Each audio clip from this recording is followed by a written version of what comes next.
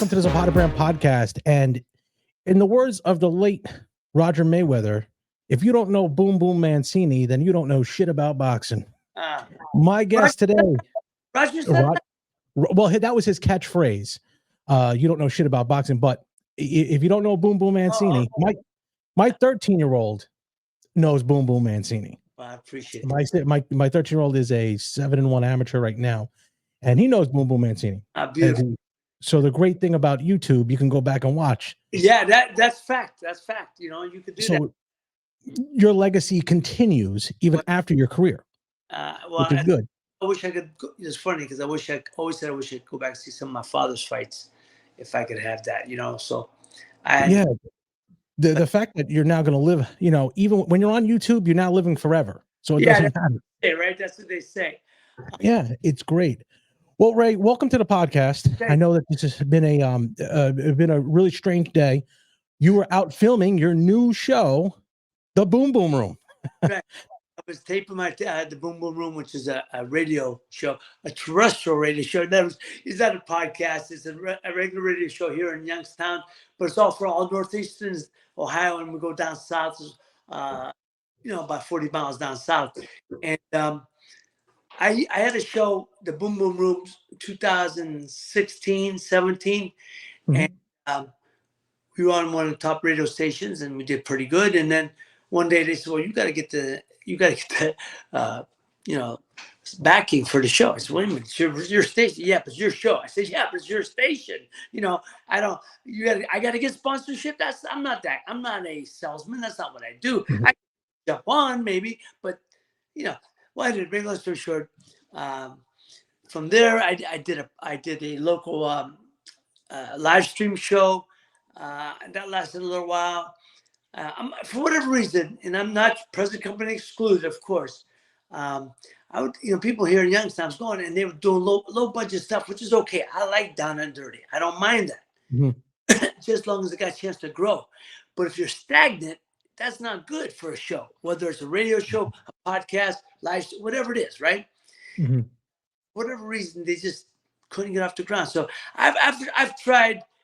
I've been in this. In this lane for a little bit, and but finally back on terrestrial radio, and I'm very excited about that. And our first show is tomorrow, so it's today, but it's tomorrow here all throughout Northeast Ohio. Well, that's good because we've been missing you lately. I haven't seen you in quite a while in the radio. What have you been up to? Well, I'm at my film production company. That's what I'm mainly focusing on, is my film production company. Through the years, I've been producing films since I started in 1987, my company, and knowing nothing about production, knowing though I had to take control of my own destiny, because in the entertainment business, you control very little. You control your work, but you don't control what ends up on screen, and you don't control whether you're going to get the opportunity to job. You can go for an audition, but the casting director and the producers, they dictate whether you're going to get the role or not. So coming from the world where I control my own destiny. In the ring, you win, you lose, you lose. It's in my hands. I went into a business that I had very little control over. So the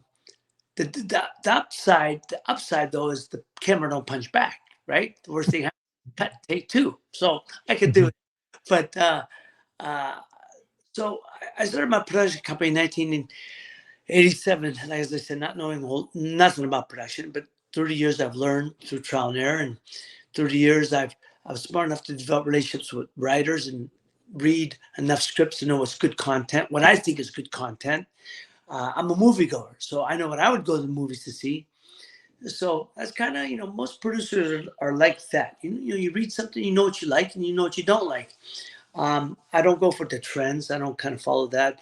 I do know what's selling in the independent world. There's only kind of certain genres that are selling, and so you kind of stay. High concept scripts are very much in demand, and people say, "What's high concept?" Well, sci-fi, could be an action piece or whatever. But it's got to be high concept. It's got to be something. Mine happens to be a scripted project I have right now that we're looking to start right after the first of the year, is a crime drama in the world of EDM, electronic dance music. And if you know anything about electronic dance music, it's the #1 genre worldwide. They play that where you go. They got that, electron, the electronic dance music, the music's in every nightclub you can go to. You hear, right? Mm-hmm. So anyhow, so that's what I've been working on. Did that scare you? Did that scare you at all going into? Because I know how I am. Yeah. I own my own business, and I don't know if I could do that. Let somebody else control your destiny. No, that scare me. No, I don't scare me. I always just say the upside is, as I said earlier, the camera don't punch back. The downside is I gotta, you gotta try to prove yourself every time, and you're up against, it ain't like I go out there and take a fight with somebody and you win the fight, you move on. It's not like that, and it's very much when you're auditioning, it's a look, a type, whatever, perfect example. I tell a story. This has gone all over the wire. I don't know if you remember the movie Reservoir Dogs. Yes. Reservoir Dogs. Mm-hmm. I read not once but twice, but a third callback. And when you get a third callback, they pretty much know what you want, and there's usually down between you and maybe 1 or 2, 3 other actors. They pretty much they think you're right for the role, but there's a couple other actors don't want to see you again. I went for a third callback for the character of Mr. Pink, who Steve Buscemi wound up playing. And when you stink out, I stunk out the joint many times on an audition. You just know when you stink out the joint, but you also know when you ride on and you kick ass. I nailed it. I knocked it out of the park on this audition, and I get done, and Tarantino's there. And now, if you ever went back, I've told this many times. Look, one thing you got to remember, whether actors or people in general, meaning guys like me, I may not remember what you said yesterday. I may not remember what you said 10 minutes ago, but I'm going to remember when it comes to business or personal, I'm going to remember what you said 30 years ago, like it was 10 minutes ago. You could take that to the bank. When I'm doing business, guys always try to be slick and try to be cute. Right. What do you don't remember? You took too many shots. And then I tell these guys, first of all, you make a remark like that again, I'm going to make you piss blood for a month. That you could take to the bank. Don't ever make a comment like that again. I'm going to give you one pass. You don't get another. 2, again, when it comes to business, I know what you said, and you could verbatim. I'll tell you what you said. Don't ever think you could do the flippy floppy on me. Don't ever. So I get real adamant about that because people try to be cute with that bull crap, right? Anyhow, so now I'm auditioning, and the reason I brought that up is because if you brought up to, he would remember. He wouldn't remember because he's seen so many actors audition, but actors always remember. So I do the audition, I kick ass. I knock it out the park. And he says, wow, man, you were great. You nailed it. But he said, I can't give you the role. I said, what? He said, I can't give you the role. I said, what do you mean you can't give him the role? He said, I can't give it to you because people would take people right out of the movie. They'd say, well, that's Boom Boom Mancini. They would take him right out of the movie. So now I'm standing up, like auditioning, I'm standing up, and there's a table, and there's about 4 or 5 people, and he's there. Quentin Tarantino's there, and I go, so you had me come here like some jerk off? Why did you have me come here? He goes, I said, why did you have me keep coming back? He says, well, I got to tell you, he said, I was waiting for you to fail, to fall on your face, but you didn't. You knocked it out the park. So I said, you came in and you treat me like a jerk off, and now I'm getting real, and I'm bumping the table, and I'm not going to push the table. You treat me like that, I'll come over and I'll make you piss blood for a month. I'll beat your ass like I own you. I'll beat you, and I'm berating him. And all of a sudden, people are like, oh, Mr. He goes, people say, Mr. Mancini, man. And I said, I'll kick the shit out of you. Do you ever treat me like that again? Whatever. I was calling him every name in the book. I stopped. I turned and started walking away. But then I caught myself. And I'll tell you what I mean by it. I said, I caught myself. So I stopped and I turned around and I go, how's that for acting? Oh man, you had us. But I wasn't acting. Right. But the reason I did that, and I said that, is because the one thing in the business, if you get a reputation for being crazy or out of hand, it goes. Everybody hears about it, and you will never get a chance to get up for audition again or whatever. So I had to put it on like I was acting, like I was putting it on, but I wasn't. It's just, and that's the kind of stuff you get. Like I said, I've gone into other auditions and I stunk the joint out, and you go, oh well, appreciate you having me, thanks, but this one I knocked out of the park. Now, Grant, going back to Steve Buscemi. Steve's a very good friend of mine. I love Steve. Wonderful actor. We did a movie together. He's a wonderful actor. But people go, oh, well, Steve Buscemi, why? Of course. I said, no. Don't get it twisted. Don't get twisted. Steve's a good friend of mine. Wonderful actor. I would have been as good. I'd have been just as good, but different, but as good. So I don't get that twisted, because I'd have been right on for that character. If you ever hear about actors who did a movie, and you go, well, I can't imagine anybody else being in that role. But a lot of times you hear about how they already hired another actor right, who couldn't do it for whatever reason. Perfect. George Raft was chosen to do Maltese Falcon and Casablanca. George Raft was the first choice, but for whatever reason, he fell out, and Humphrey Bogart got the role. So you go, oh, you can't imagine anybody else but Humphrey Bogart in those roles. But he wasn't the first choice. And there's numerous examples of that, right? And you always hear that. So, same thing with like the movie The Godfather, El Pacino wasn't the first choice. They had Ryan O'Neal, I think. The studio one, Ryan, and so there's numerous examples, my point. So, as I said, that's I was going that story about acting. I started my production company out of necessity, because if you're depending on casting people or directors, producers to give you a role, you'd be waiting forever.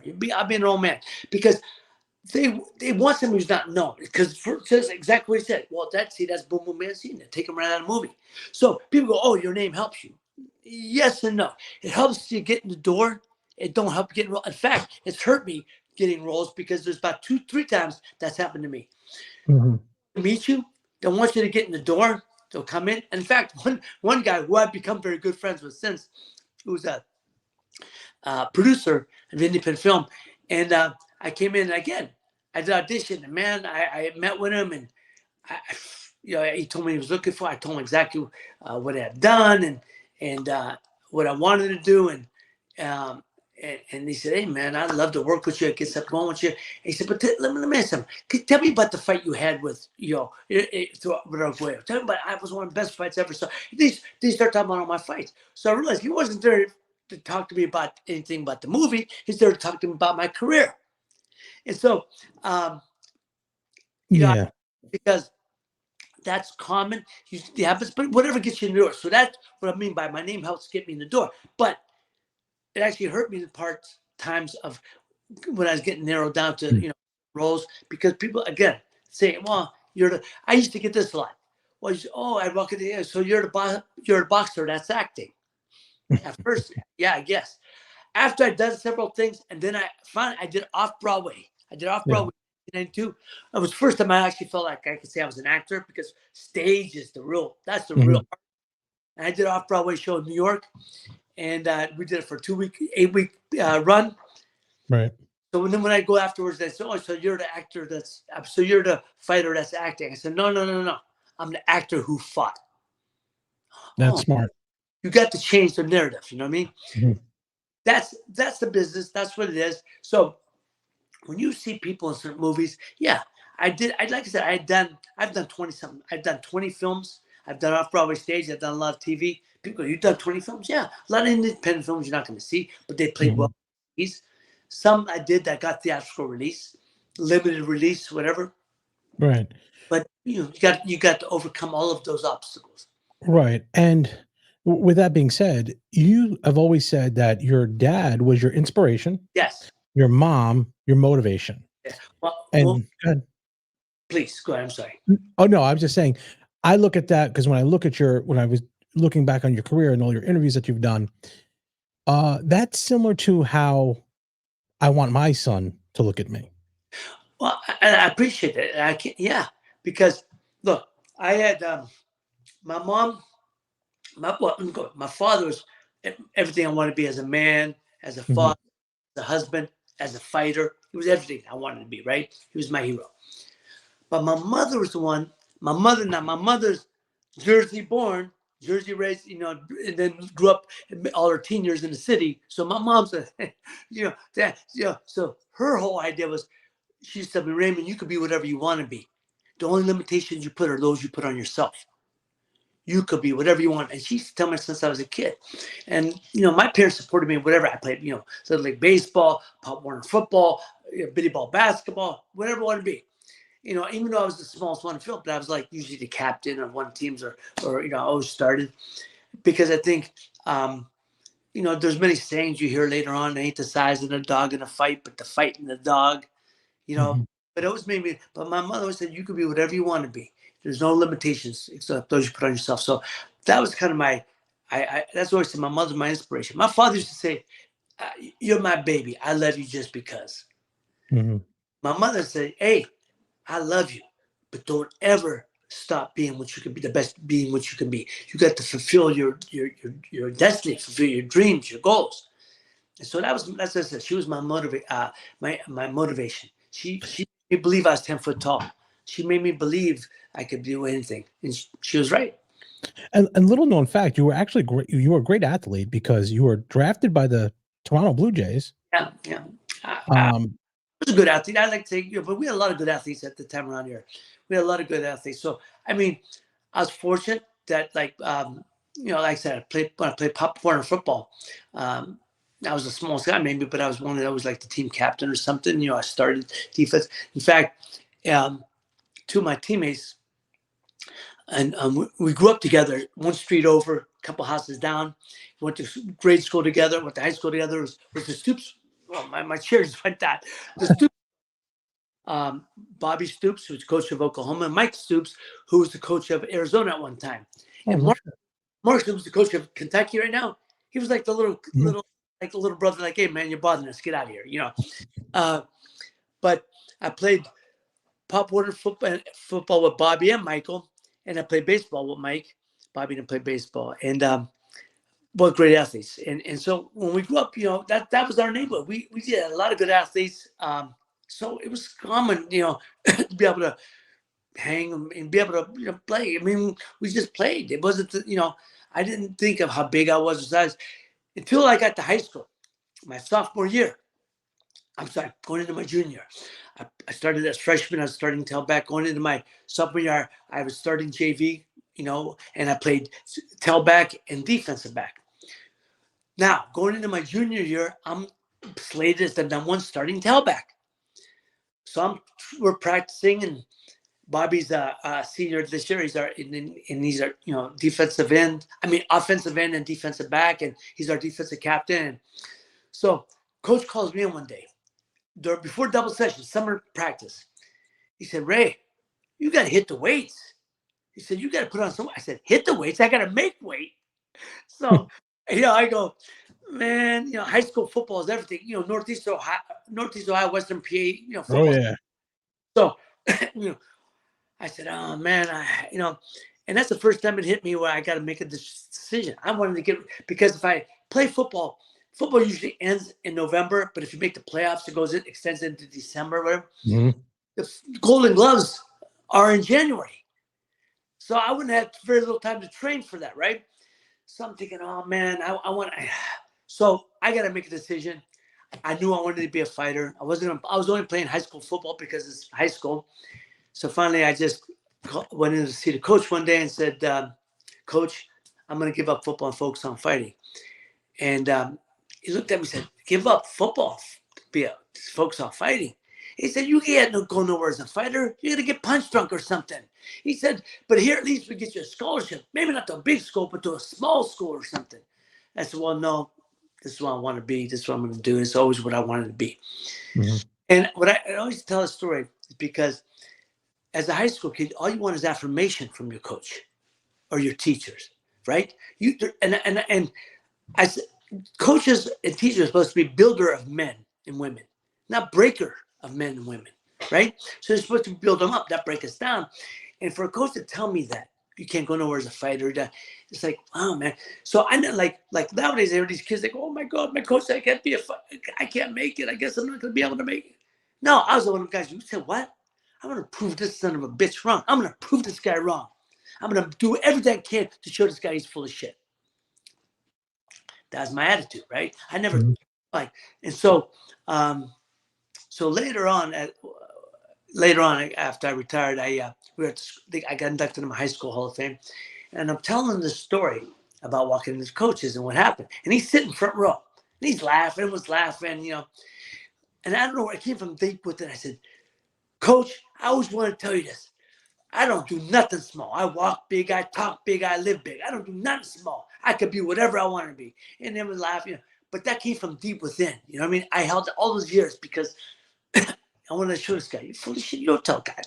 You don't tell kid that. You tell, hey, man, good luck. Only one coach of all of them. Only one coach later on came to me. And that was right when school started. And I had second period, and it was a free period. So I go down to the gym and work out a little bit, Mr. Stoops, the father of Bobby and Michael, who was one of our football coaches, and he was a teacher at the school. And he come in, he said, Ray, he said, giving up football, huh? I said, yes, sir. He said, because you're going to stick with fighting. I said, yes, sir. He said, well, he said, you want to be at that world, you going to be a world champion for us? I said, yes, sir. He said, you go out there and you be the best you could be and you get us that world title. And I tell people this all the time, and I get choked up when I talk about it, because I tell people how much that meant to me.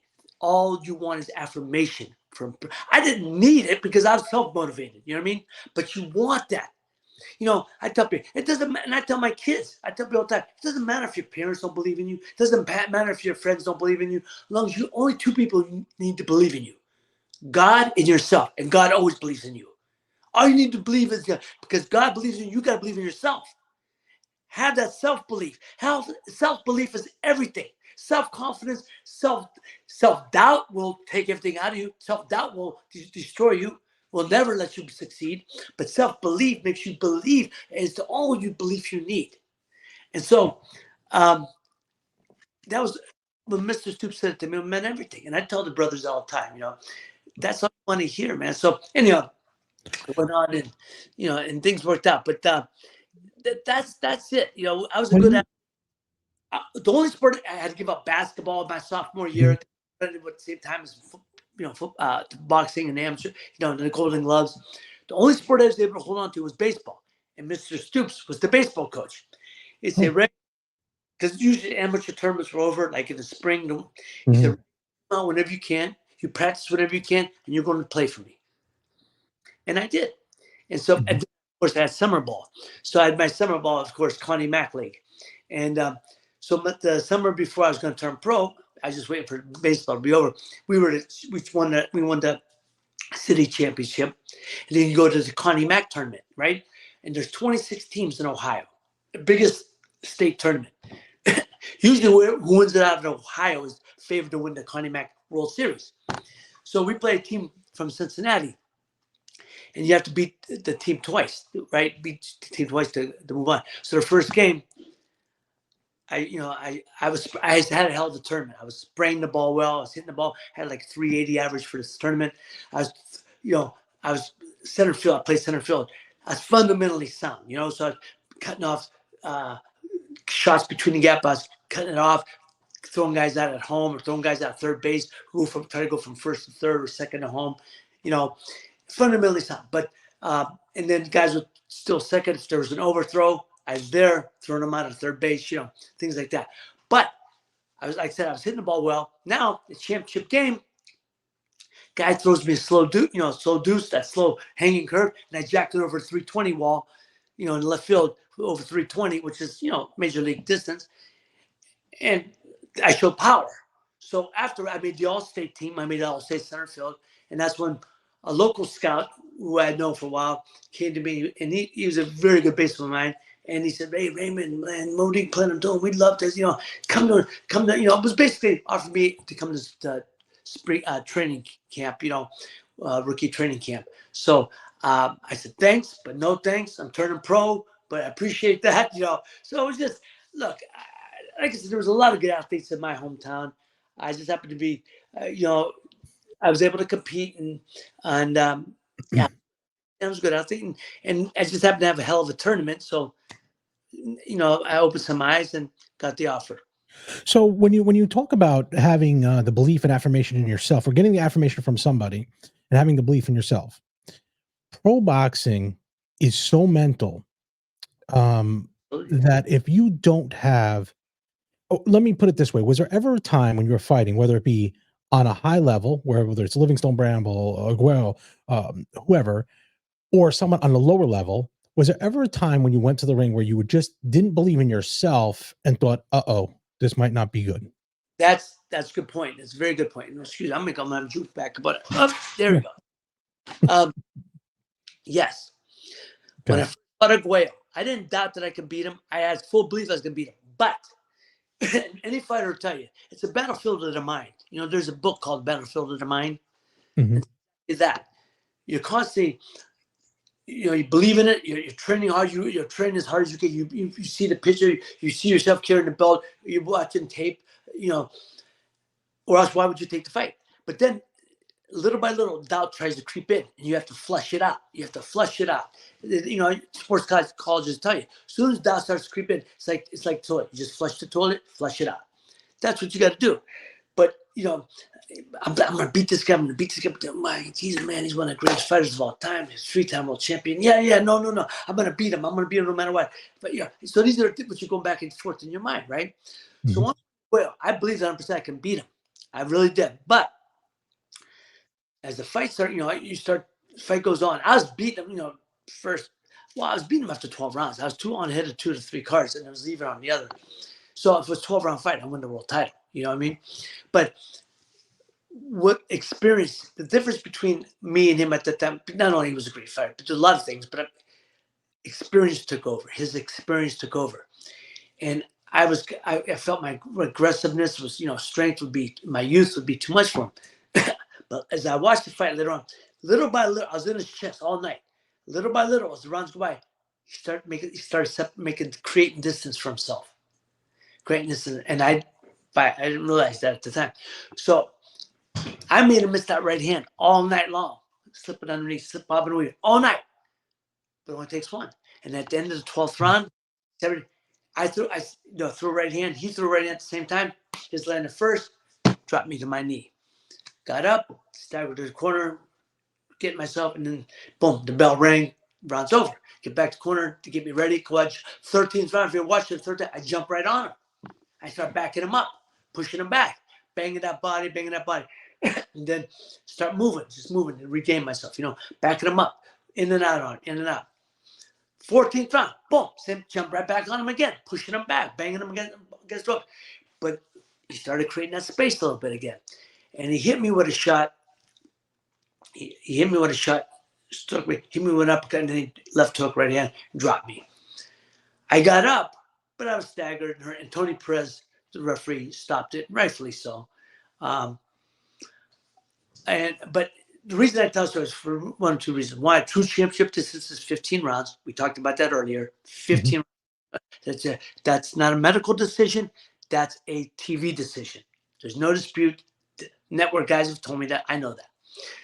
As a matter of fact, I'm going to give you a statistic in a minute. But if it's 12 rounds, I win that fight. If it's 12 rounds, I beat Bramble the first time. I'm ahead of Bramble.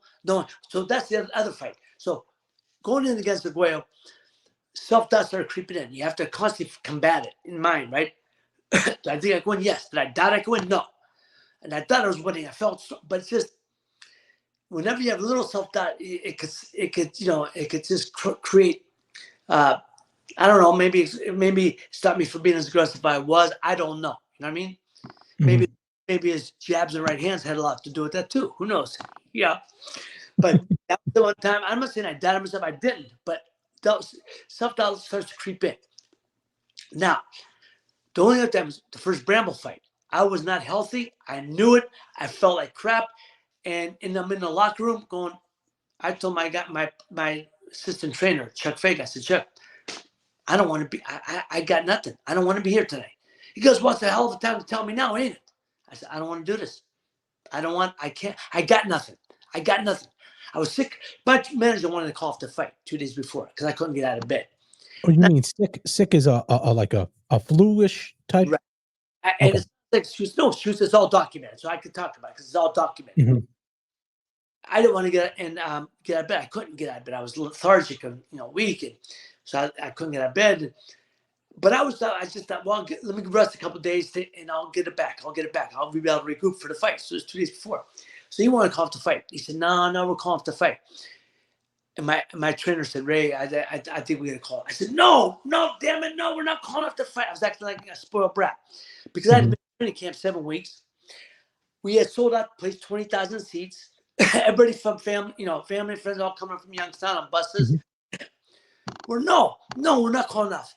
Because I'm one of these guys that feel I have an obligation to the fans to perform. Right.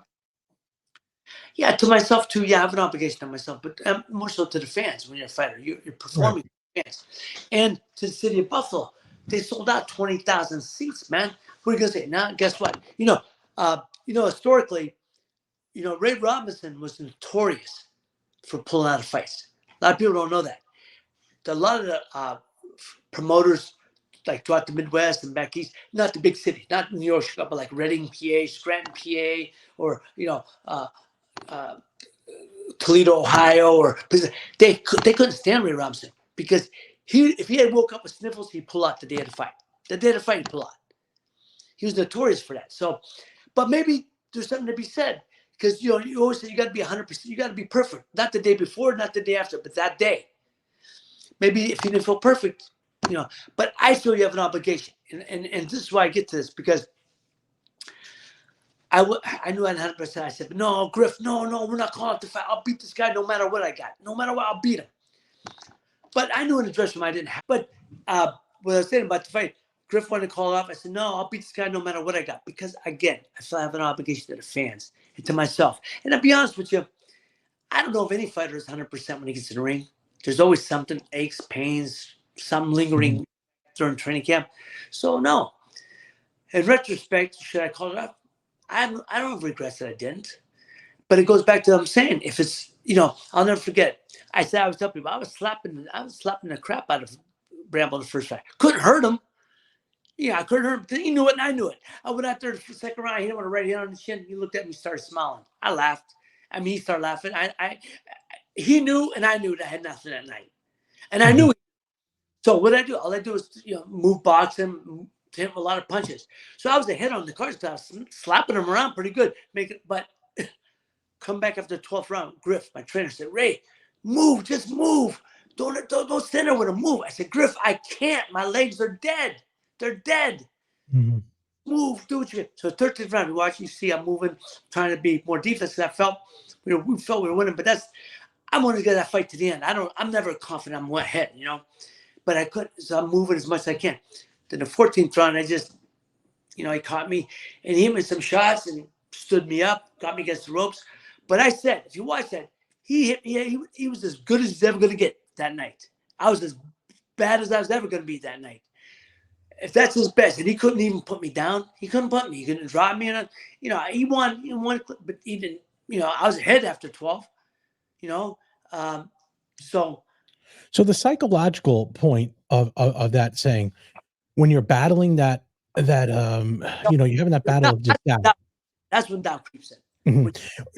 When you're doing that, do you separate yourself from the fight itself, like thinking about other things as you're in a fight live on TV under the lights? You have to be very quick. Was there ever a point where you're like, let me just step back a little bit, regroup myself and get back into the fight? Or with that constant battle? No, it's a constant battle. You're there. You got to be in the moment. Fight's about the moment. If you leave the moment, you wind up on your back looking at the ceiling. You got to constantly be in the moment. So when you win that fight, let's say let's talk about. I'm going to talk about the two. The one you won for the title, and then when you get your first loss. Right. So when you win that first title, the exhilaration that you had.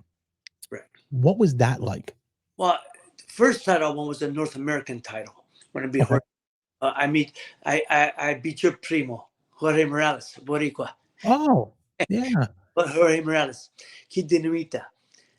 Nobody wanted to fight him, so they offered us to fight. And at that time, CBS, they were doing a tournament, top 8 fighters. I think I was number 8, and he was number 6. And top 8 fighters, offer you, to pick in, and then you do, it's Round random. robin. And so I fought him for North American title, and he was one of them guys nobody wanted to fight. So I said, yeah, we'll fight him. Because style-wise, he was made to order for me. He stood there, strong guy, kept coming forward. I don't think anybody was stronger than me. So I said, yeah, let's do it. But again, you take the shot when you get the shot. You can't, well, I'll wait. No, you get the shot, you got to take it. So I beat Morales. Now I got to fight Jose Luis Ramirez. Now Ramirez is number 3 in the world. Now, Aguayo beat Jim Watt. He didn't look good, right? But Yep. before he fought Jim Watt, he fought Ramirez and down in Miami in a non-title fight, and Ramirez dropped him twice. And by all accounts, I've seen the tape. He beat Alexis. He beat him, but they gave it to Alexis because he was going to be fighting for the title, right? Mhm. So Ramirez was the guy they thought was, and he came to Warren, Ohio, next town over. So basically my hometown in a sense. But he came because he thought he was going to walk through me. I only had, at that point, I was 19-0. And he was going to walk through me and go fight away for the rematch. And I knew he was a strong guy, but he wasn't a real fast and quick guy. And I didn't think he was going to be stronger than me, but I seen I could, I always tell people, you got to fight. You got to win the easiest way. So I could have went toe-to-toe with him. Why make it so difficult? Because I seen he wasn't the quickest of foot. And and when you moved on him side to side, he said he had he turned his body. He was a little slow turning his body. So I thought, catch him, boom, step to the side, and sure enough, that's what I did. So we fought him. We fought him in Warren, Ohio, and I boxed the crap out of him. And Mhm. I won all 12 rounds on all 3 cards, and he won 1 round. And so that fight made me 20-0 and got me. And Lexus was there in the audience. They brought him in for the fight. CBS flew him in, and thinking he was going to fight Ramirez for the rematch. And I slept. I beat Ramirez good, so that got me the shot. And yeah, let's do it. We got to go with it. Mhm. I've said this before. To be the best, you want to beat the best. Right. Lexus was the best at that time in our division. Why would I? You don't want to take any other guys. Well, you were too young to take that fight. You're only 20 years old. You only had 20 fights ago. I got the shot. What did you expect me to do? Say, no. You know what? I'll wait till next one. What are you, stupid? I tell people, if you believe in yourself and you want to be the best, you're gonna fight the best and beat the best. But ask my father how many opportunities you get. How many times he signed to fight for the world title the month he was drafted into the World War II and never got the shot. Never got the shot. So what are you, nuts? Of course you take the shot. And what would that say about me as a fighter, as a person, if I'm not going to take the shot? So that's just asinine, stupid ass comments. But and I tell people this all the time. I've said this over and over. The true championship distance is 15 rounds. Because if it wasn't, I beat Alexis that night. But Yeah. it's over. But after that fight, the confidence I gained from that fight, I knew I'd be world champion. I knew I'd be world champion eventually. Okay, so your confidence went up after that fight? Oh, absolutely. Really? That's Yeah. interesting. No, I knew I knew Alex how great he was. I remember when he beat Ruben Olivares for the featherweight title in 1976. He beat him in L.A. Olivares' backyard, right? Then I Right. saw him beat Escalera down in PR, Escalera's backyard, right? Yeah, I saw when he beat him for that in 79, and this is 1981.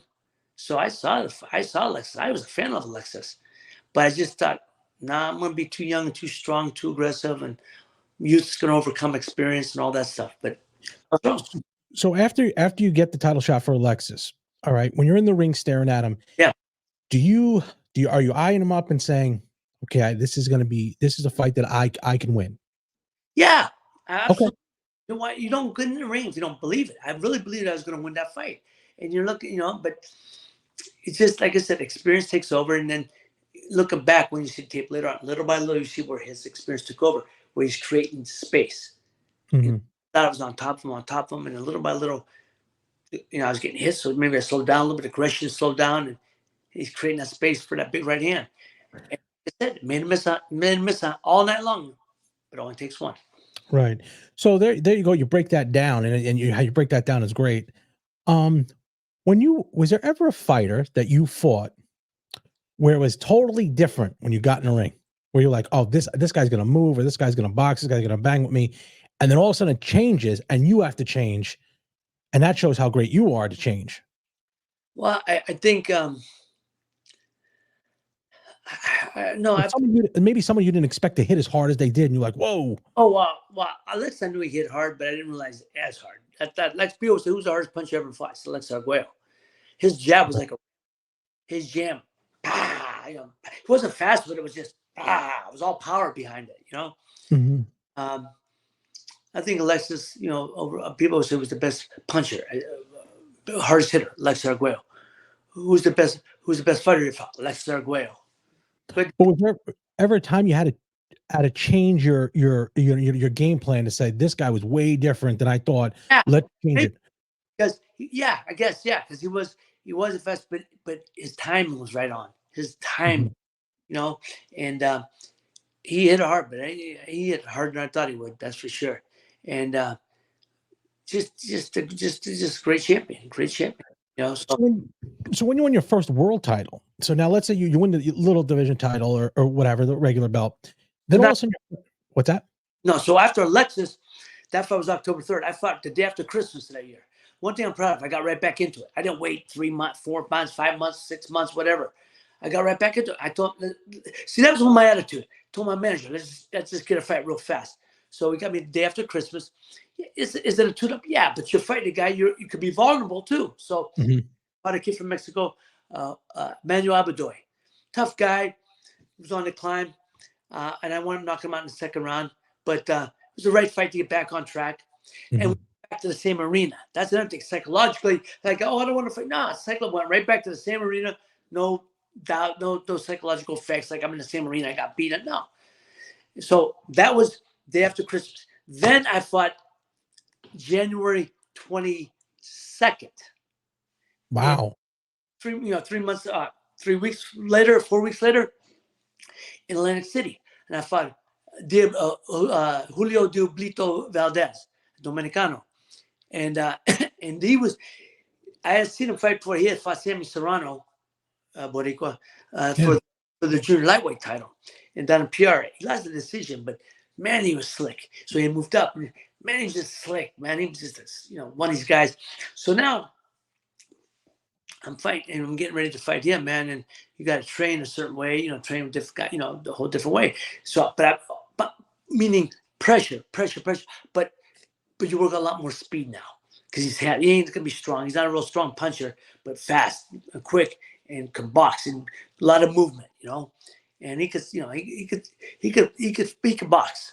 So you got to, so you train a certain way for that.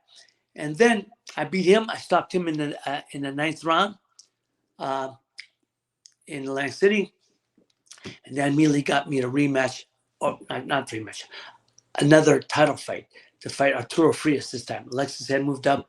Now Arturo Frias was a lightweight champion. He beat Claude Noel from Trinidad, who was a hell of a strong guy, and Art took a couple like a week's notice and went in there and knocked him out. Ninth round. So Art was from East LA, Chicano who could fight, and a strong guy. But I knew he wasn't going to be stronger than me. Style wise, he's made the word for me. But that's why style wise, I knew it was going to be a war. And as Art said before, at the press conference, it's going to be two pit bulls going at it. And this was my time. I just felt the experience I gained fighting Alexis. It was just my time. Mhm. And so I went in there fully confident. And Art caught me early on with that left hook, rocked me, and he jumped right on me. And people said, "What were you thinking?" I said, "I just wasn't thinking my whole life, just trying to make it through the round." Because when you Mhm. get on instinct, you ain't really thinking of anything, just make it through the round. And then I come back, and then but one thing I learned, one thing I know is when you're in a fight, and if you get shook up, you do one of two things. My trainer, Murphy Griffith, used to tell me all the time, Ray, you do one of two things. You're either moving forward or moving backwards. You're throwing punches or you're catching punches. Boxing is pretty basic. And he said, when you get hurt, you do one of two things. You cover up or you fire back. He said, I prefer you fire back because that usually breaks up the guy and keeps him off you. If you cover up, he's going to jump right on you. So that's why I chose to fire back. And I saw him bang him back. We were in a, exchange, and he's catching me. I'm hitting him with some shots, but he's catching me. But then I'm slowly regaining myself. And as the round's going on, I'm seeing open, I'm catching him, and we're just in a firefight. It's a firefight, right? Mm-hmm. It's a dogfight, man. Two guys going at it. And then all of a sudden, I hit him with left hook. I rocked him a little bit. Double hook, boom, right in, boom, hit him on left hook, and I drop him. Oh, man. I'm like a shark smelling blood. He gets up, I jump right on him, and then boom, jump around. He just kept him on ropes and kept throwing punches and bunches. He kept throwing punches, and finally the referee jumped in, and with, I guess, 2 seconds left in a round. And so I fulfilled my dream. So to answer your question, what was the feeling? What was the feeling? It was like euphoric feeling. I can't explain. It's euphoric. You just, I'm gonna say it's out of body experience, but it's something like that.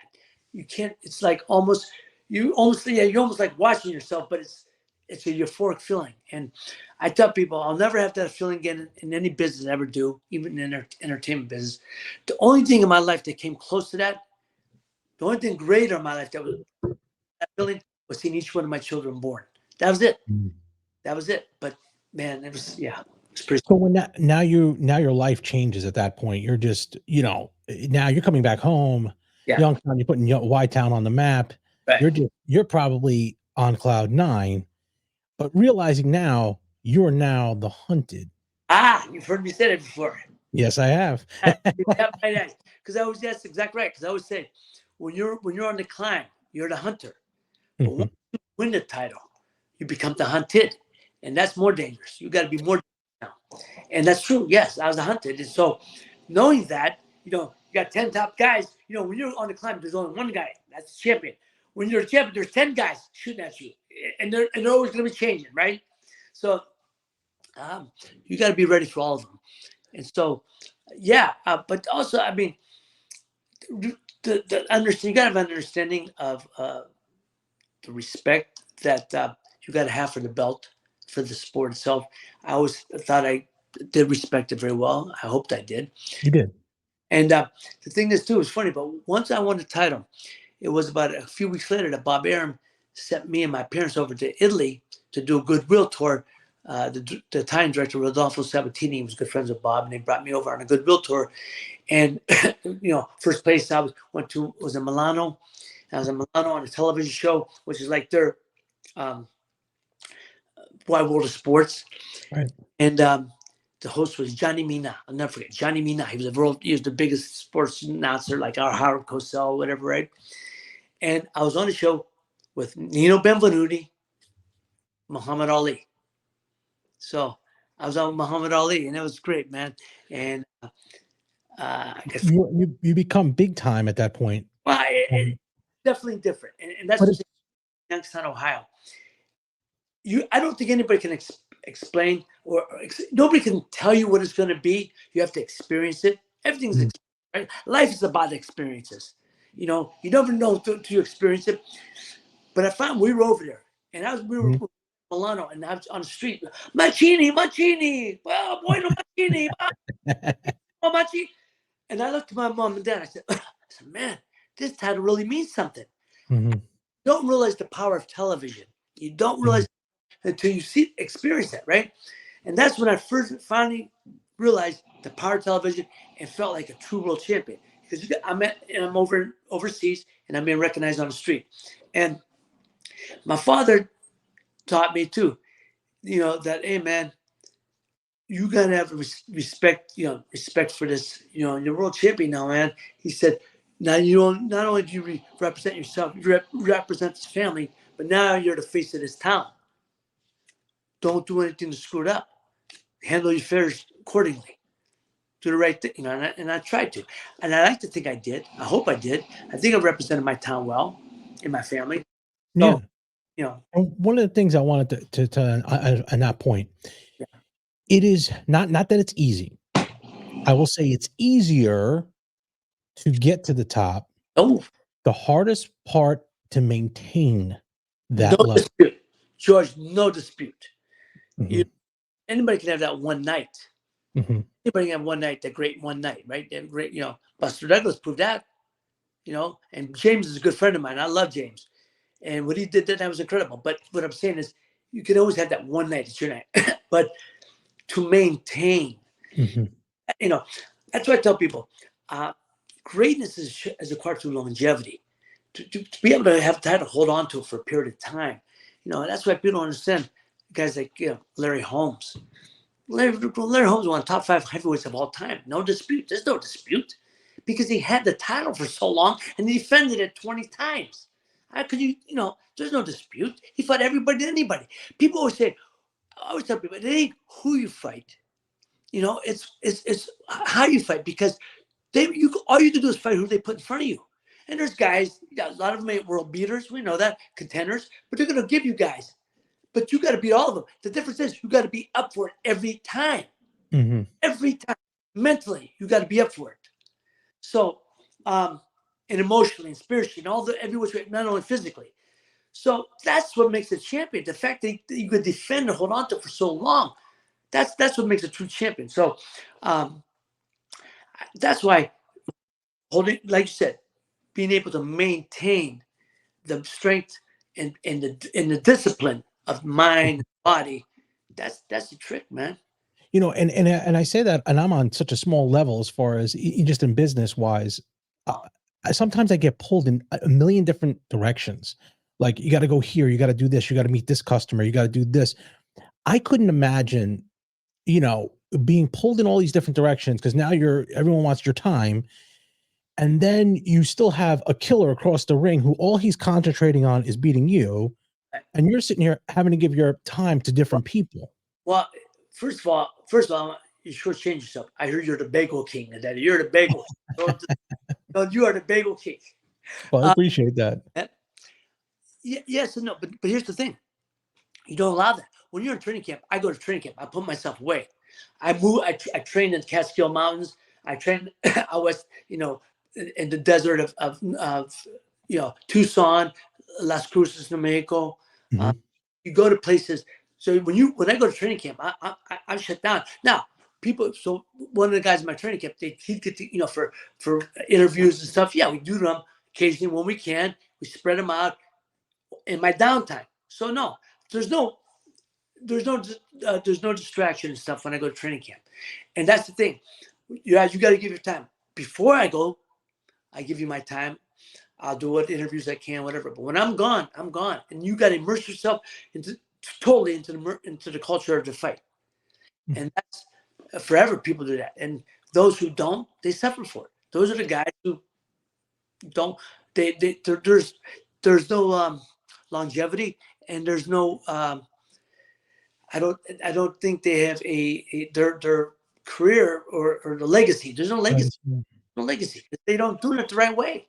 Yeah. And let me ask you this, being on that level, and obviously you just because you're, famous and what have you, but you do have a private life, right? Yeah, yeah, So now you get on that life, now let's go back to when you were younger. Now yeah, you got the championship stuff. yeah, How does because you have to be so dedicated. I heard this athlete say this once. He said to his wife before he got married. Well, he didn't get married. He actually broke up with her beforehand.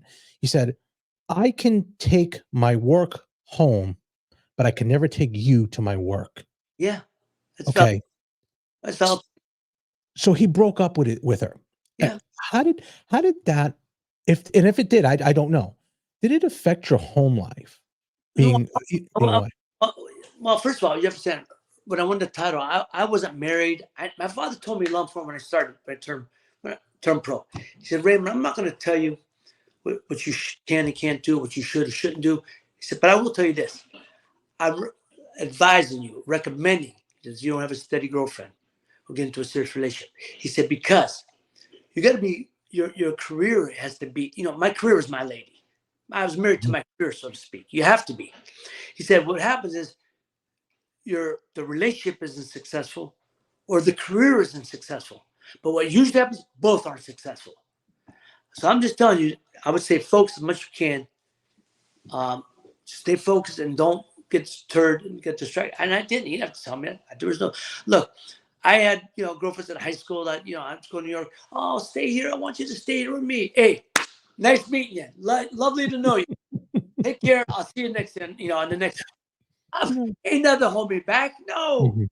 So And that's what I mean. That your father's advice was spot on. yes. Spot on. And the funny thing is, my father had a fifth grade education, but I always said he was my life teacher. My father had great sayings. My father was my greatest life teacher because he was a street guy, and he said the greatest. He always said to me, Raymond, always remember, one day the headline, next day the bread line. Same people calling you champ on the way in or calling you bum on the way out. Don't ever take this serious. And what he meant was the fame. Don't take the fame serious, which I did. I had fun with it. Mhm. They always say, hey, always remember, it's a small fall from the limo to the curb. Yeah. Oh, that's a good one. So, so the other thing is, I didn't let anybody distract me. When I went to training camp, look, Mhm. Vegas and the casino, people always not distracting. No, not for me. Because I went from my room to down to train, get up, do row work, back to my room. I ate in my room every day. I didn't go. Only on the Saturday night, one day off. I trained Saturday. I trained 6 days. Take Saturday night. Sunday was our off day. We go to a show. On my camp. We go see somebody. A lot of times I had friends of mine played, or I got to know some of the people there, or they heard I was in town. They invited me to their show, and you go and get a little entertainment, get escape, and that's it. Back to bed. Get bed early. So Mhm. Well, it's a very disciplined life, and it is, and I'm proud of it. The one thing I'm most proud of, George, I said, if you beat me, you beat me, but I didn't beat myself. And that's key. A lot of guys beat themselves by being out banging around at night, not getting proper rest, not doing proper training, getting up and doing the road work, whatever.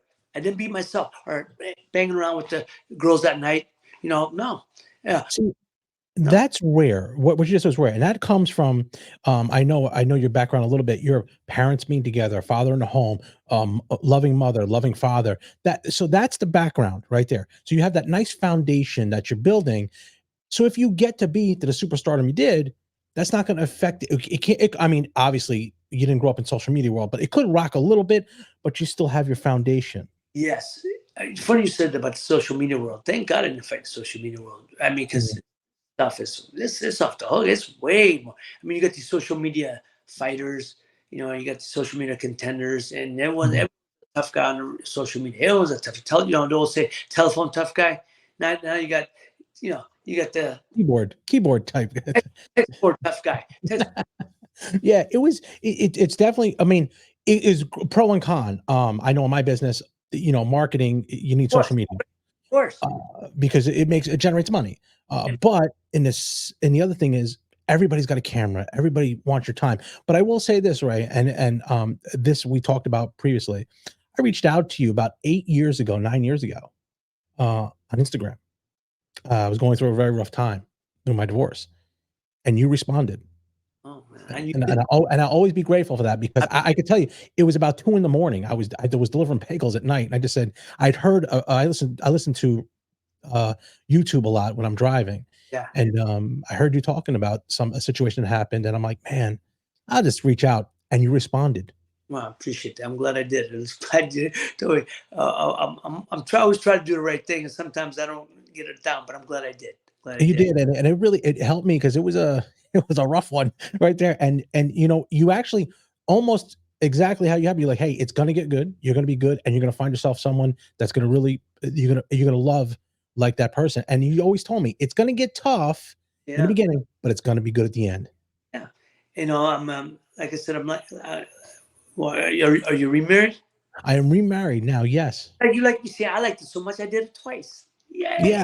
It's funny. It was funny because I always said no more, no more. And then I think what happens as you get older, you're just like, all the stuff you did as immature and all the stuff that you were, I was married to my work. I was married to my work. I built my business. I was 19. I came out and I was never really home. So that's why I asked people that. That, yeah, my place maybe I was home too much because I had work that my office was in the house. I mean, Mhm, there's a lot of reasons why things. People you don't see the cracks starting in the wall. Just, mhm. right, the little cracks in the wall. You don't see it, or in the foundation, I should say. You don't see it because Mhm. it's a wonderful thing, and you're very much in love with each other, and then little by little, and then uh, things start happening, and maybe your spouse lets you know, hey man, I'm losing the connection. But see, I Mhm. was my ego. See, I was the greatest part of my success has been the biggest part of my failures. My ego. My ego made me believe I could be world champion. My ego made me believe I could be whatever I want to be. But in the same respect, my ego, at times of business, I didn't do my ego. I didn't think I didn't do my diligence as I thought as I should have. And when it came to my marriage, um, my bride let me know that she was, Mhm. losing the connection. And I said, so what? I'm not, because I never thought it could happen, would happen. And even when she asked for a divorce, I said, well, go ahead, go. I didn't think it would happen. In retrospect, now we're very good, close friends. So we're very close. We love each other. It's just, we're not in love with each other, obviously. But she's remarried. I'm remarried, and I'm very. And my bride now, she's a wonderful, wonderful lady. I'm deeply in love with my wife, and I said to her, I've told people all the time. And I told her recently, not long ago, that I'm the best I've ever been as a man, as a father, as a husband. I'm the best I've been now, but I'm 62. You know, it took me to this point to get to that. Sometimes, right? Sometimes you're a late bloomer. So, um, but And it's I amazing because I think that's what happened to me, whereas you say you don't see the little things, it's almost like a fight, and that's why I always say it's like a fight. You don't okay, that body work that you're doing in round 1 through 4, that's not gonna show up to the until the 10th round, the yeah, 11th round, and you just don't pay attention to it, let it go, let it go. Then it's too late. yeah, that's exactly it. And my first wife let me know, and I didn't do anything about it. I just didn't, and it's unfortunate, and first thing we have kids, 3 kids, our children, and you grieve for them because I felt let them down. I felt Mhm, as a failure, as a husband, as a father, and but you realize, no, you're not a failure as a father. I let my kid. Did I fail my first marriage? Yeah, I failed because of my ego, and like most mhm, things, ego will get you your ass whipped as far as life and love. But mhm. uh, it made me you come back, and I wasn't looking to fall in love or get married again. And then you meet someone, and you find a person who has a way of putting the pieces back together, and has a way of letting you know everything's going to be all right, and let you know you can love again. And so, That what you just said was exactly it. You have, like, a piece of your heart ripped out, yeah, and somebody's gotta fill that hole back in, and you find that person. yeah, And and at the time you don't, like you're saying, have the confidence in yourself, you don't. right, But like you said, you have to have faith in yourself. yeah, and you date because basically you start. I dated. It took me a year to date just because I need to have that human connection again, and Mhm, but I wasn't looking. I was hoping to get my marriage back, and you date and date, and then finally at some point, after 3 years, you go, "Hey, man, you know what? I tried, man. I tried." And I woke up one morning, and I'll never forget. It was Thanksgiving in 1985. I'm sorry, of 2005, 2005. Thanksgiving, and I was completely empty. I had no more love, no more anger, no more hurt, no more pain. It's just empty. And wow, that's I was like unbelievable, and finally, I just told her, I said, look, man, I love you. I want you to be happy. If it ain't with me, let it be with someone else. mhm, But I could never say that before. I wasn't ready. I wasn't that guy growing up. I wasn't that guy when I got married. No, I'm not that. But think about things in life. Life has a way of kicking your ass. Life has a way of making you evolve into another person. And hopefully it's a better person. But you got to be different than what you were. You got to be mhm, different. Because, I always tell people when I speak, I travel the country to motivational talks. One of the things I tell all the time is anytime in life, at any time we're doing one of 3 things. We're moving forward, we're moving backwards, or we're standing still. 2 to 3 ain't good. 2 to 3 ain't good. You always got to be moving forward. But sometimes, you ever see a crab walk? I was told sometimes you get the crab walk. You ever see a crab? It moves up and then it goes to the side. Little company. yeah, Sometimes the crab walk, but you're progressing, but it may take a little longer, a lot longer. mhm. You'll get there, but you'll get there. So that's it, man. And And yeah, I don't mean harp on the tragedies of your life there, but one of the ones that I want to talk about to hear from you personally was the Kim fight. yeah. Um, and if you don't mind speaking about it, h how did that affect you personally going forward, because now now this is like a something that'll be on you. That's going to be on you for the rest of your life. But again, it's at the time you don't realize how it's going to be on you. It's going to be part of your legacy, so to speak. When, at the time. But how to affect me? Affected? How could it not? Right? But Mhm. don't. I'm a young kid. I'm just my whole. I want to defend. I want to be the best I can be the best fighter. I want to defend my title as best I can. But you go in there, and, I knew when my Dave Wolf sent me the tape of Kim. He said, "What do you think?" I said, "Dave, okay, it's going to be a war. It's going to be a war. This guy's a headache, but let's do it." Now, what people don't understand is style. I always say styles make fights. It could be another fighter. He'd been made to order. But for me, it's going to be a war because of style. Wise, I'm coming forward. He's coming forward. Right. So those are the worst type of guys to fight. People said, "Oh, you had problems with boxing." I never had a problem with a boxer. Never. I walked them down. I tracked them down. Plus, they ain't standing there trying to bang with you. Those are better. I've always preferred those type of fights. Right. Because you ain't gonna. It's a much more easier fight. So Mm. this fight, knowing it was going to be a difficult fight, so but let's do it. And I'm a firm believer. If you have the title world champion, then you want to fight guys from all over the world. That was what makes you a world champion. Fighting guys from in America doesn't make you a world champion. That's what they got the they got the North American title, they got the United States title. That's what that makes you. So and fighting outside other places around the world. So my first 3 title defenses were, one thing I'm proud of is guys from um, or from around the world. First fight was against Ernesto España, defending. He was a former champion from Venezuela. Second fight was title defense was Kim from Korea. Third title defense was against Orlando Romero from Peru. He was a South American champion. So I fought guys from around the world. So when you beat their guy, you become known in those parts of the world. And then I fought Bobby Chacon, but Bobby's the only guy from domestic that I fought to defend my title. Then Brambl's from the Virgin Islands. So I'm proud of that. I'm proud that I fought guys from around the world. I think I think I represented the title in the best possible.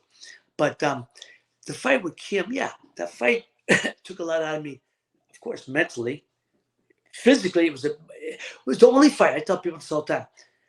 It was the only fight my career ever felt like stopping, quitting in the middle of the fight. My body was hurting so bad. My head was hurting so bad. But the funny thing about the body and the mind, how the body I want to shut down long for the mind. The body I want to shut down long for the mind has to. So, the body want to quit. I want to, but no. You keep going. Bell rings, you get ready, boom, you come out. You know what I mean?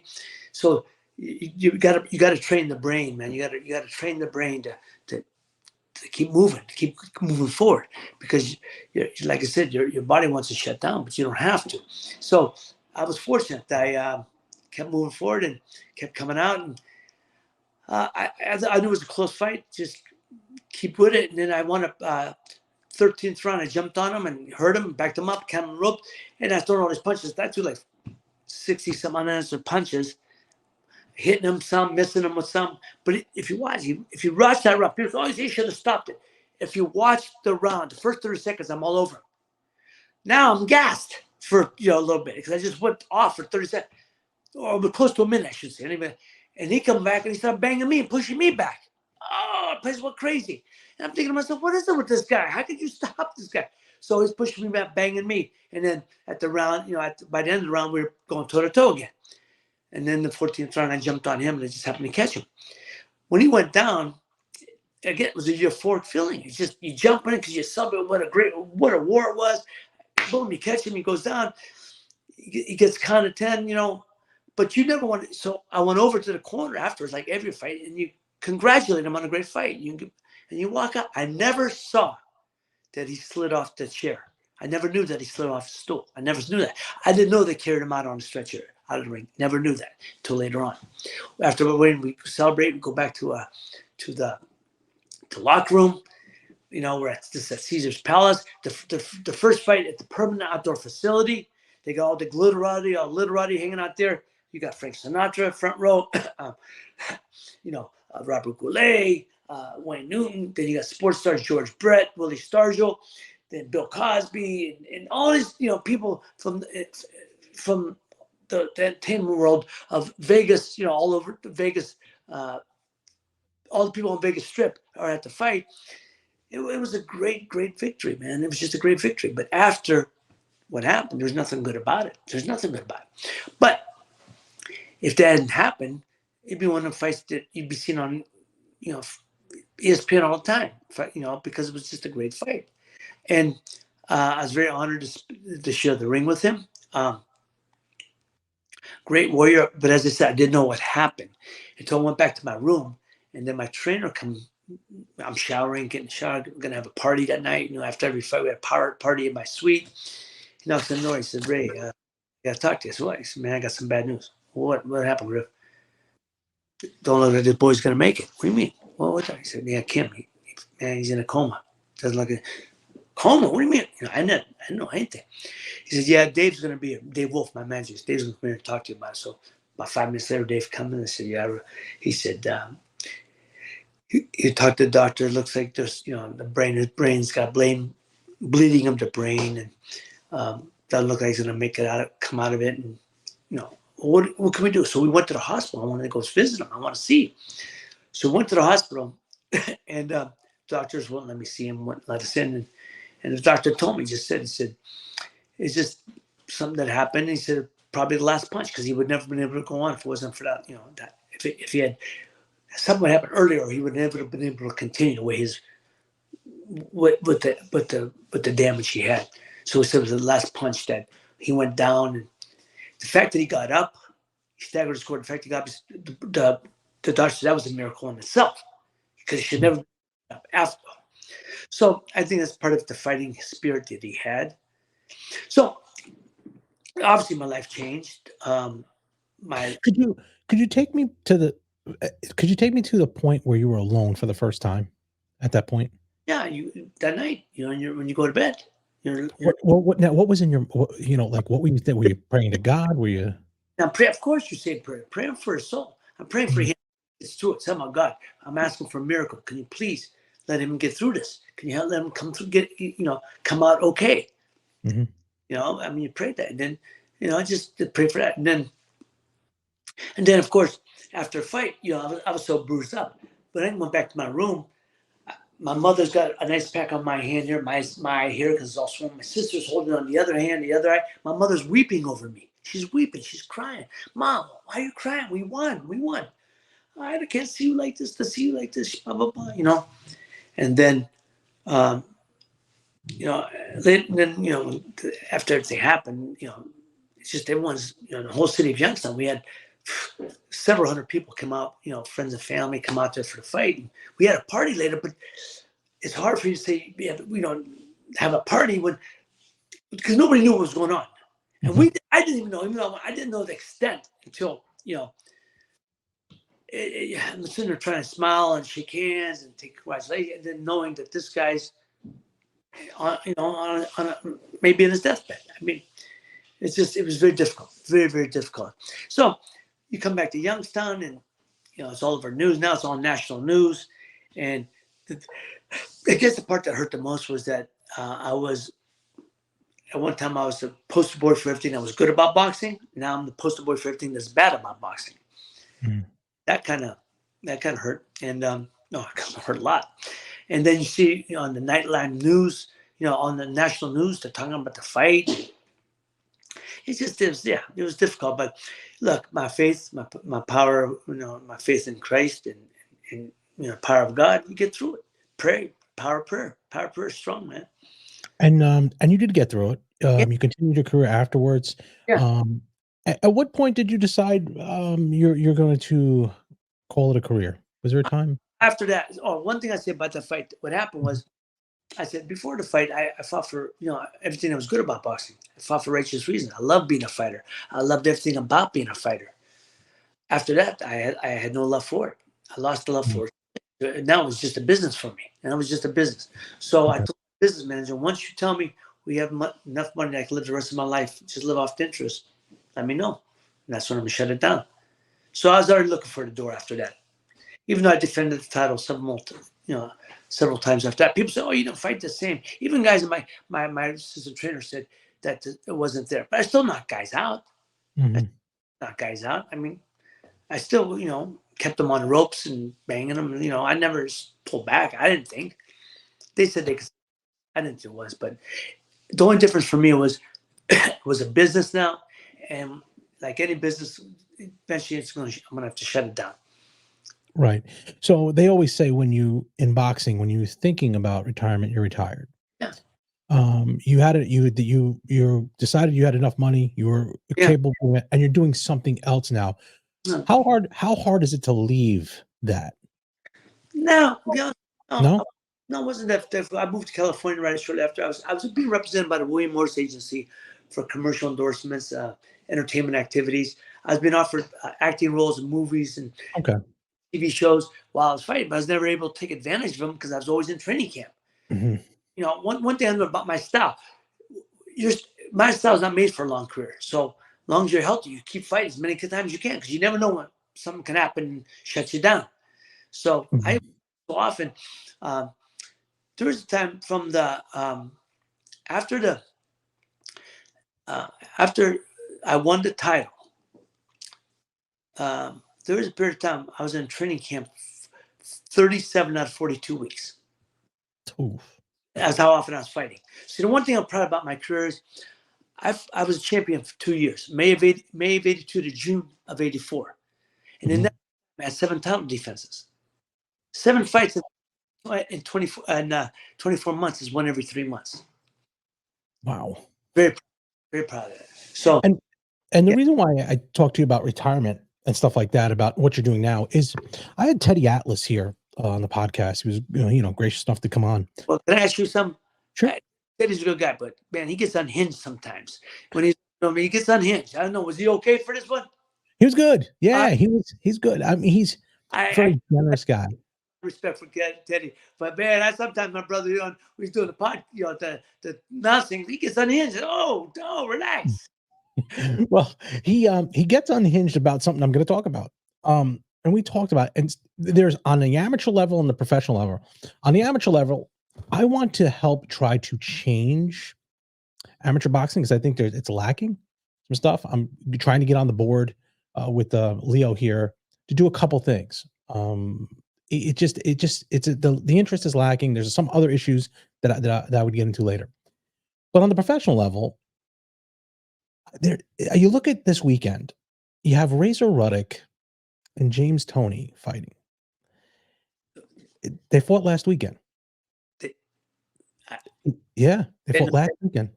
I didn't even And know what from what happened. I understand, they were for it was for $1,500 each.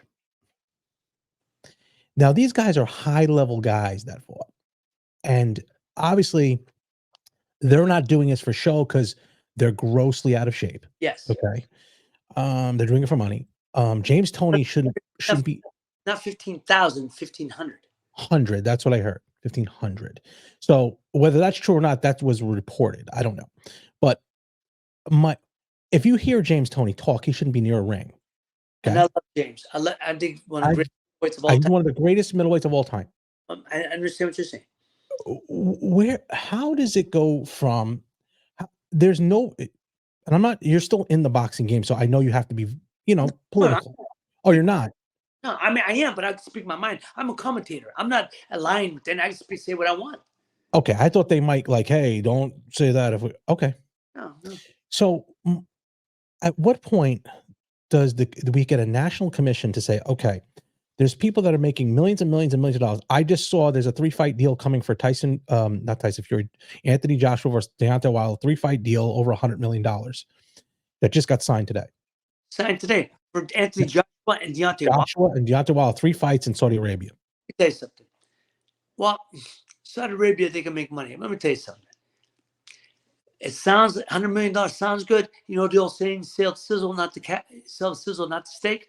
Mhm. That steak ain't that. Neither one of them. Correct. It ain't that. And I don't Right. know. I'll know when I don't know because Correct. they can't draw their breath as pay-per-view. Who they're fighting. They got to No, be. Joshua's got to fight. Oh, a couple of years ago, yes. Not Mhm. now. Not now. Yeah. So you have those are the rare fights, Right. that happen. How do you get a national commission together? And I really think there should be something that, like, you take the model that Dana White has. Hard to do on boxing because they're different. They just don't want to deal with each other.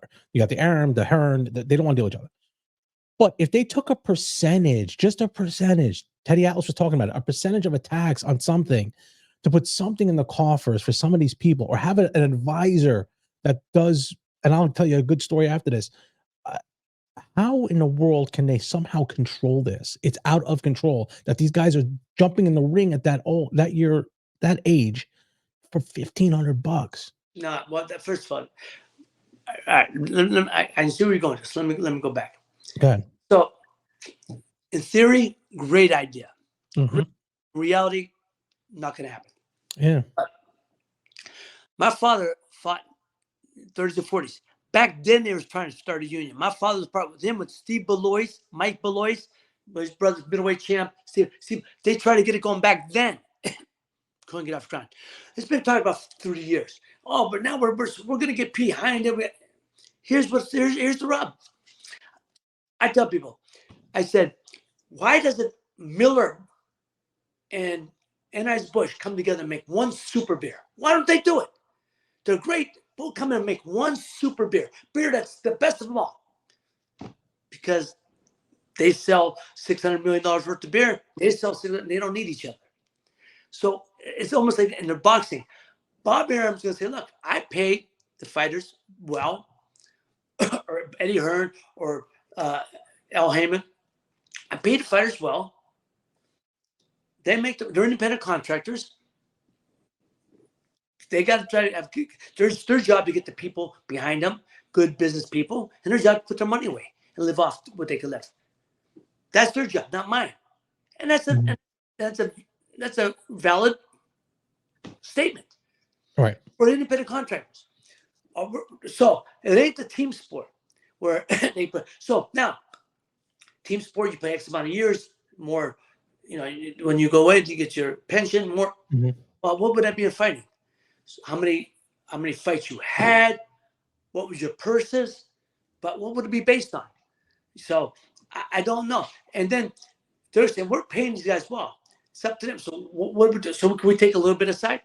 I guess the promoter's gonna take a little bit aside, but then you have to say you're already paying for sanctioning fees. Mhm. Well, it comes out of fighter's purse and it comes out of promoter's purse. I mean, it comes out of fighter's purse and the promoter pays the sanctioning fee to get the fight. So the point being is, in theory, it's a wonderful idea. If you could take a little bit, yeah, you put it in the kitty. Who gets the kitty? How much is distributed? Well, I would say, why wouldn't you have someone as a financial advisor, not for the promoter, because I'm a capitalist too. Yeah, I have a business. I pay my employees. You do, if it's not my problem, you don't got money to go out Saturday night. that's exactly right. Exactly So right. You have do. someone who can sit down with them. Now I know one professional football player, one who went to a high level, and he just recently just got his pension. Yeah, But it didn't start because he played in the '80s. right. So they didn't start having these financial guys come in until later. And they said, "Hey, you got it." So it takes it out of their hands because Right. you know Right. you grew up in a good family, Yeah. but people are coming. You did it. You did it out of the love. Some people do it fighting out of necessity. Your dad fought out of necessity, correct? Correct. Okay, you didn't have to, but there's Right. people that do it for necessity, so they don't have. All of a sudden, here you go, five Right. million bucks, and you know as well as I do, the $5 million in January, come April when the IRS comes around, you're not going to have that $5 million. No. So why don't they have someone like I would guess a czar to say, hey, you know what I mean? Putting someone in place. But again, it's my money. Let me do what I want with it. See, I'm trying to play a devil's advocate. I know. Right. No, I agree. So say, wait a minute. I made this, but you can take X amount and put it in my pension fund. Oh no. I'd do that. I could create my own pension, which I did. Mhm. I started my own pension plan. My financial advisor create my own pension plan. No, I don't need you to take more money for. I'll do that. See, there's the rub. Because look, you get cuts every which way. Manager gets his fee. The Mm. trainer's getting his cut. Paying taxes. You got so out of the big pot, you're getting a nice slice. But let me do it. So you Okay. another slice off it to put it in the pension. So I mean, in theory, again, I guess they just did it. Then the fighters wouldn't even know. And I guess, well, we're putting away, we're doing it for your good. But but why would I need you to do what's good for me? Let me do what's good for me. So Right. for ball players, they still go, even though they get a pension and the league does with it, their own money, they got their own private investors. They got their own financial guys. So it's kind of like boxing. You got to be, look, it comes down to this. Too many guys fight on necessity. Like you said, the guys come from poor economic, more boxing tradition is a sport of the poor. Mhm. 20s was the Jews, 30s was the Irish, 40s was the Italians, now it's the black and Hispanics. We know that. That's life. I mean, I understand if they don't think about it, so let us think about it for them. Great. The leg, like I said, the other sports, team sports, they do that. But in boxing, look, they don't want to pay the trainer half the day. They don't want to. They don't want to pay the cut guy. They don't want to Yeah. pay the cut guy who saves their careers. So what are you gonna do? So now you're telling me you're gonna take more out of their purse, put it in the pension. In theory, good idea. Again, they'll say, "Oh, no. I'm gonna do what I want with my money. It's my money. I fought for it." I agree with that, but I'm not saying taking it off their purse. I'm saying give Promoter, them counseling to yeah. decide to put it away. But you do. That's been told. Athletes been Okay. told. They do that in sports, team sports. Every team sport, football player, baseball, they tell them, look, you're gonna get people, hanger-oners coming on. You're getting people coming in offering you everything in the book. Be smart. Here's what you gotta do with your money. Here's how you gotta protect your money. Ba beep, ba bop, ba boo. That's why you get financial advisors. That's what they're supposed to tell you. Here's the bottom line. You trust your trainer, you trust your manager, you gotta trust your business people. And I like to think that, I had good people with me, good instincts. I had good instincts. I had good people with me. You got to be, and it's got to be more of a business relationship. It's got to be a personal relationship. So, so that's what I'm saying. Look, people always say, but like they always want to take the fighters. Fighters are broke. Well, for various reasons, fighters don't fight that often. Look, El Heyman, he pays his guys to sit. He pays. Well, they don't have to fight but once a year. Who'd want? You get. There's no legacy. There's no legacy. If these guys retired, nobody would know. People don't Mhm. even know who they are now. So what do? And the fact that people say, I bet you wish you would fight now because the money's better.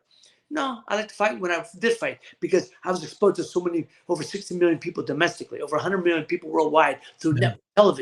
network television. Now, pay-per-view, people, if you get a 2% buy rate, that's 600,000. Who knows? I couldn't even. So what I'm saying is, what you're saying is a great idea. In theory, so promoters, it takes it out of the promoters. But promoters say, wait a minute. I promoted some fights. I tried it for a bit. I tried it for about 10 minutes. It wasn't really enjoyable for me, so I got out. Because I'm at this point, I'm going to do things I enjoy, Right. right? Business-wise. But I'm paying the guys. I'm paying the commission. And why do I got to pay another thing? No, that's them. Mhm. And Yeah. pay. They're grown ass. Here's like that. Like my son said, I'm a grown ass man, dog. You're a grown ass man, dog. Let them do it. If they ain't smart enough to get life, man, that's life. You Mm. get, and those who've made it and done well with are people who get people. So, James Well, Toney, he made a lot of money. I love James as a fighter. yeah. Sorry to hear that. I did not know that. Yeah, it was just this weekend, and I don't know who won. I think James Toney won, but it was bad. It But wasn't good. anybody What's that? care? Nobody. Who cares? Ain't nobody Yeah, care. I forget where it was. I forget where it was, but I was shocked when my brother told me. I said, "What?" Well, the best time. If we're gonna take it out of the fighters, do we take percentage of the fighters? I got that. Take some out of the promoter. Then we're gonna take some out of the trainer. Oh, that's a good question. Well, he was only getting 10%. So how much is he supposed to give that? Can you give a percent? Now you're only making 9%. Oh. And now they'd be ask Teddy, take some money out of Teddy's purse, see if or cut, see what he'd be doing then. Yeah, of course, take it for the fighters. Why not? You know, that's what I'm saying. Look, and now that traditionally the trainers get 10%, right? Mhm. Now there's the guys got to a point where now this is a flat fee. If they start making X amount of dollars more than you ain't getting 10%, you just get a flat fee. Correct. And rightfully so. Rightfully so. Yeah. And as we wrap up here, I want to do a couple real quick things here. Number one, who is the fighter that you feel today is the face of boxing? Or do you know any? I don't think there is a face of boxing right now. I really don't. I think I tell you the fighters I like. Mhm, Uh, I love Javante Tank Davis. We're gonna Tank Davis can fight. I love Tank Davis, but he's got his own personal problems outside the ring. Um, I love David Benavidez, and he's fighting this mhm, week, right? But again, who knows David Benavidez? mhm, Boxers do. People in boxing do. See, the thing with a guy who's a crossover star means, you know what I'm saying? People outside of boxing know him. That's the problem is there is no crossover star anymore. Tell me one crossover star. Now, do you think Tyson Fury is? Probably. Yeah, probably. Um, I, good fighter. I mean, heavyweight champ. Boxing lacks personalities. Boxing always had personalities. It lacks personalities now. So I get mhm. personality. So, okay, I get it. What other personalities are there? Deontay Wilder, Anthony Joshua. Yeah. I know Deontay. I like Deontay. I have a lot of respect for him. Punch like he's the heavyweight Tommy Hearns. But unfortunately, he's the same thing with his chin. He gets hit, he gets tapped. You know, you know. Yeah. So, but can punch. So I just like you tell. I'm a fight fan. I'm a lover fighter. You tell me to fight, they go, oh man, I love David. David Benavidez, Canelo. I'll do anything to that. That's the fight. David Benavidez and Andrade. Okay. Yeah. Uh, Tyson Fury. I'm not this. I'm sorry. Tyson Fury Usyk.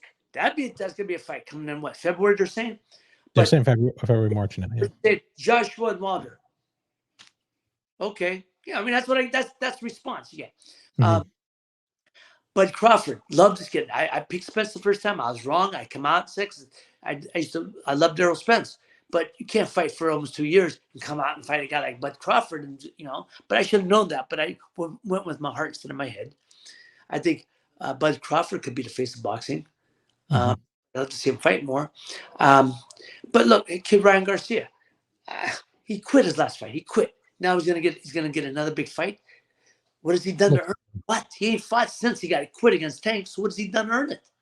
And they're putting him on because he's an internet star. I mhm, don't. And then the fact that you got Jake Paul, and they actually want to rank him in the top 10 of a real fight. They want to put the WBC actually put him in the top 10 rankings, which is embarrassment to boxing. They should be embarrassed. WBC, who I love, and I know these guys, but they should be embarrassed.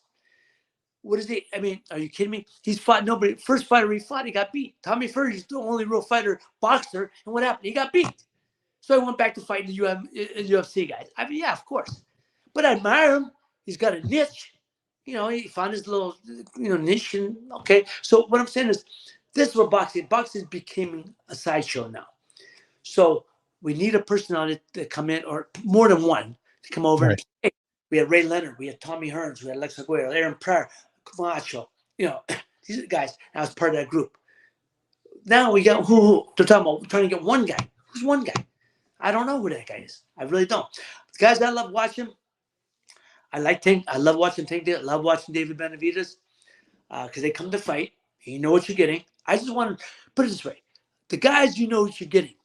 The guys you know, if you buy them or you put on TV, you know what you're getting. That's the guys I want to watch fight. So Okay. And what I'll do before I wrap up, I like to give a couple names. I okay, like to get a couple words about them. Don't have to be a paragraph, just something quick good, on them. Okay. First one will be Alexis Arguello. great gentleman, champion inside and out the ring, exemplified champion across the board. Okay. Aaron Pryor. Great. Aaron Pryor was a great fighter, probably the second greatest fighter out of Ohio, only under next to Ezra Charles, both from Cincinnati. But Aaron was great. He's the greatest, probably the greatest junior welterweight of all time. Tommy the Hitman Hearns. Tommy, exactly that. The Hitman Hearns, the Motor City Cobra, everything. Great fighter. Again, one of the all-time greats. Pound for pound, the hardest puncher I ever saw. Pound for pound. Um, it's just when he moved up in weight, he beat a lot of great guys. But he moved up weight. Some of them punches, like guys like Iran Barkley, were a little too strong for him. But no, the greatest fighter from Detroit that I ever done, unless next to Ray Robinson. If you want to say Ray Robinson's from Detroit, which he was born and raised there, yeah. So he's the second greatest fighter from Michigan, next to Ray Robinson. Okay. My favorite heavyweight is Evander Holyfield. Evander Holyfield? Great fighter. I love Mhm, it. Nothing but a lot of love and respect for Evander. Um, what he did as heavyweight, as a heavyweight, cruiserweight, come out to cruiserweight, beating Dwight Muhammad Qawi the way he did when Dwight Muhammad Qawi was walking through everybody to win his mhm, first world title, and then to come up to heavyweight. Evander's heart, guts, desire are bigger than his body. mhm. I love Evander, man. I love nothing but love and respect for him. Tremendous fighter, yeah. Okay, the last one here, and by the way, I thank you again. Thank you so much for making But this happen for me. The last one I want you to think about for a second, and the last one would be the person who made you the man you were, your dad. my father would have been a world champion any other time, in any other decade than the one he fought in. My father fought in the 30s and 40s, at the time of a lot of great fighters. He beat Sammy Ingot in a non-title fight, got him the rematch for the title fight.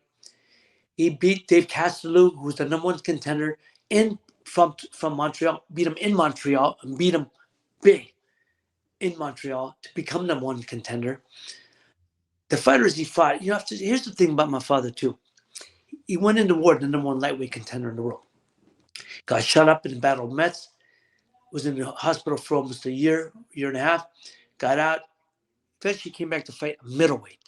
He was a lightweight when he came out of middleweight. My father was only 5'2". Here's the my father had a chest this big, but he fought some terrific middleweights. And Rocky Castellani was his last two fights. Castellani won up fighting Ray Robinson for the middleweight title. Mhm, Uh, he, but here's the one thing about my father. My father had over 100 professional fights. Now, on record, see, before he went to New York, they didn't only kept him when he went from New York. My father, it was 20-0 before he went to New York. And his record, New York was 55, of record, is 55-12-3. But the thing people don't understand, my father, there was only one of three fighters of that era. Now, I'm sure there's more, but I don't know. Only one of three fighters of that era, next to Billy Graham and Kid Gavilan, that was never knocked out or stopped his entire career. Never knocked out or stopped, ever. Now you say, well, okay, that's great, but from lightweight to middleweight, and the middleweights couldn't knock him out. So my father, everyone told me how he should have been, could have been, would have been world champion if it wasn't World War II. There's no dispute in my mind he would have been. He would have beat Ingot in a rematch, and and he would have held that title for as long as he wanted to, because he was mhm, that. And my father was fighting, and when I fought, he was $1 million fighter, $1 million fighter, no doubt, because of his action pack and his style. They would have ate him up, and but I was fortunate to be able to get him that title. Well, I could tell you that, your dad passed along his man skills Thank you. and the person that he is onto you. It's very kind. You're you're a man's man, you're a man of your word, you are, incredibly kind and generous to take this time to speak to me because I am a little guy. I'm just a dumb bagel guy. That's Man, all. I love bagels. Love bagels. You're the bagel king. You're the bagel. Yeah, and I just like I said, I just tried this because I'm at a time in my life where I wanna do something, and Sure. Why this was not? something a new thing, You and gotta try things in life, man. You try things. You gotta go outside the box, man. Try things outside the box. That's what life's about. Life's meant to be lived, right? I tell mhm, people, you gotta try things outside the box. Take shots. I take shots in life. I've taken more shots. I've missed more than I hit, but the ones I've hit been pretty good, right? I mhm, tell baseball, I'm a 300 hitter. 300, but a 300 hitter is a Hall of Fame career, right? So that's there you right. So, again, tomorrow does it air tomorrow, your new, show? Airs tomorrow on Youngstown on the I'm sorry, on AM WBBW 1240 here in Youngstown. It's in Youngstown and surrounding areas. And if anybody's listening, and then also on 96.7 WLLF. So Is there any, streaming that's available for that? not at the moment, it will be. Once we get the shows, then they'll come up, and then people will be able to tap into it. But I'll let you know. I'll let you know for Good, sure. yes, let us know, please. It is gonna be the Boom Boom Show, The or the boom, Boom Boom Room. the Boom boom, Boom boom. Room. welcome to the boom boom room, baby. That is a great title. That's a great title. And again, I appreciate your time. My pleasure. And if there's anything you need from the Zapata brand, please reach out to us. Hey, George, might be calling. Hey, George, can you? I'm gonna order some bagels, man. I got an event coming. Can you? Do you go bagels outside of state? Listen, we don't yet at this point. We deal with all the colleges, but here I got something better. April 27th of next year. Why don't you come to Berwick? We have a show here. Where at? In Berwick. It's about, I would say, about 6 hours. Well, it's 45 minutes from Allentown. If you're north. If you're coming, hey, send me the info. If I can do that, we'll get you there. We will get you there. We'll take care of you, and you will have all the bagels you want. Get off the bagel king. Well, you know what? I said, okay, me and my son, we have a code. So here's our code. My son, he's single and everything. So when he go out, if he met a girl, whatever, oh, that's great. But how'd it go? He's, well, good. So when I was back in the day, the reason I'm saying this, back in the day, if I'd go out, right, and make a hook up and you spend the night, my friends say the next day, how'd it go? I go, coffee and bagels, baby. Coffee and bagels. Because, I said, hey, I just want to hang out with you. We didn't want to just come and hang out. You go sleep, I'll go sleep. In the morning, get coffee and bagels. And I left out how it was. So my son, so I said, Pop. So I said, Ray, how'd it go? I said, Pop, coffee and bagels. Coffee and bagels. So I got the hookup for you guys. Look at that. Code. Coffee and bagels. You get coffee and bagels, it was a good night. Yes, it was. And hey, this was a great podcast. I appreciate it, Ray. Again, thank you very much. My pleasure. The Boom Boom Room tomorrow. You got it. Good enough. Thank you, Ray. Thank you. Appreciate it. Thanks for watching the Zapata Brand Podcast. Please subscribe to the podcast and listen where all podcasts are available.